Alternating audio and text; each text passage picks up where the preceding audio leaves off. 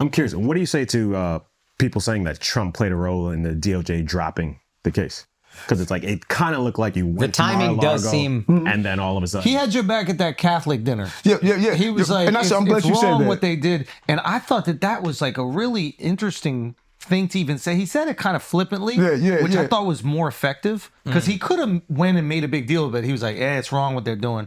And I've always wondered if he felt, and people are going to say we're apologizing for Trump or whatever, but I've always wondered if he felt like, oh, they're doing the same thing to him. Come on, brother. You tell me. Come on. Listen, people say think this is what what those who have Trump derangement syndrome are saying. Because there's some folks. I'm not the type of cat that I respect the office.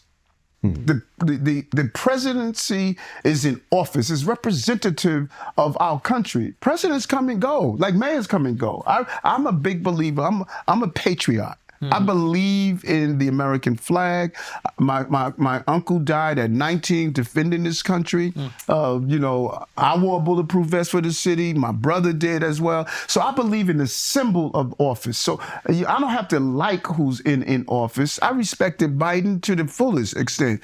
I respect the office. And so when President Trump was on the campaign trail, before he was elected, he was saying, look what they're doing to this mayor in New York. He said, this is wrong what they're doing to this mayor in New York. He never asked me for anything. I believe he personally saw what they did to it's one thing to do something to the individual, but when you start doing something to your family members, and I think there was something he saw, because out of everything he had on his campaign trail, he didn't have to come out on his campaign trail and say, this is wrong what they're doing to Eric. He did it at rallies.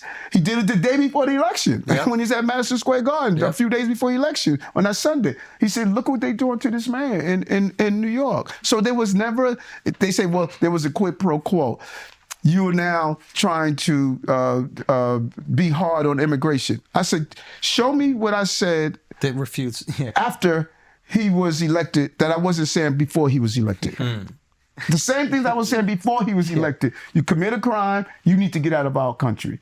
That's the same thing that I've been saying. And let me just drop this on you that a lot of people don't realize, ICE is a law enforcement organization. I mean, I'm not going to corroborate with any law enforcement organization to keep our city safe. Now, people may not like ICE. That's your opinion. But it's a law enforcement organization. Exactly. Let's not criminalize a law enforcement organization.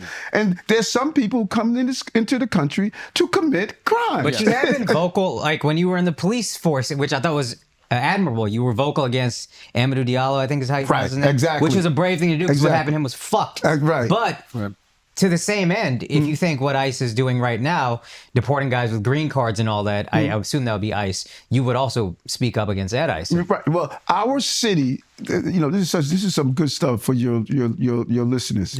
Our city is not allowed by law to collaborate with ICE for any civil enforcement. We can't do it. The law says that. But the law allows us to collaborate for criminal enforcement. If somebody's committing a crime, we could collaborate them. We have joint task forces with FBI, Homeland Security, all these entities that we collaborate with all the time to go after dangerous people, terrorists and after dangerous people. So we can't collaborate by law if it's just for civil enforcement. Okay, so what do you think of what we're reading? I don't know what's real and what's not. It seems like students leading protests with green cards getting deported in your city. How do you feel about that? And I want to go back to that question because that's important.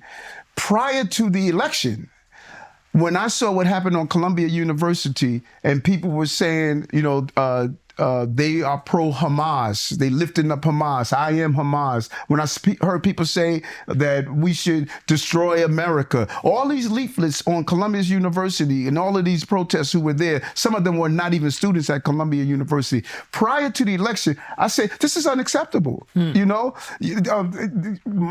uncle died defending this country, and I dare anybody to go on, desecrate our statues, desecrate our war memorial, destroy property, that's not acceptable to me. So that tone didn't come after Trump was elected.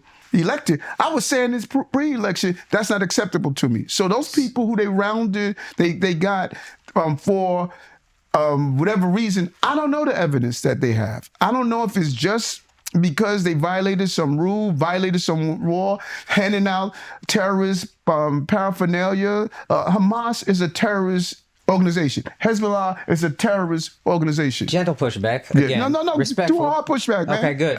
This is a resident of your city. Yes. He's at Columbia, so temporarily he's a resident of your city. Right. Wouldn't the onus be on you to look into what happened? Was it lawful? Was he breaking laws? No. No. How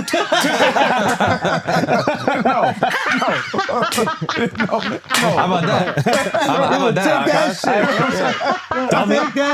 Dummy. I'm gonna take your green card. I'm gonna take your citizenship. I'm gonna take all that. Birthright, baby.